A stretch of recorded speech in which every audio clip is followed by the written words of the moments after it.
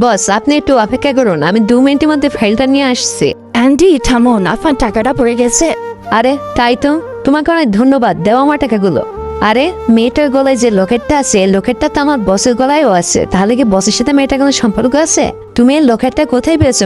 এটা আমার মা আমাকে দিয়েছে। এমন লোকের থেকে আমার বাবার গলায় একটা আছে, কিন্তু আমার বাবাকে আমি ছোট থেকে দেখিনি। তাই নাকি? তাহলে তোমার মা কি করে? ওই যে ওখানে আমার রাস্তা ছাড়ো দিচ্ছে। আরে মহিলাটাকে তো বস অনেকদিন ধরে খুঁজছে। আচ্ছা তুমি যাও, তাড়াতাড়ি বসের কাছে ফোন দিই। বস আমি আপনার মেয়ে এবং আপনার স্ত্রীকে খুঁজে পেয়েছি, আপনি সেগে ধানমন্ডিতে চলে আসুন। ও মাই গড, এটা কিভাবে সম্ভব? আচ্ছা তুমি কোন 5 মিনিট থাকো, আমি এখনই আসছি। কোথায় আমার মেয়ে, আমাকে দেখাও। ওই যে বস, আপনার মেয়ে এবং স্ত্রী কোন রাস্তা ঝাড়ু দিচ্ছে।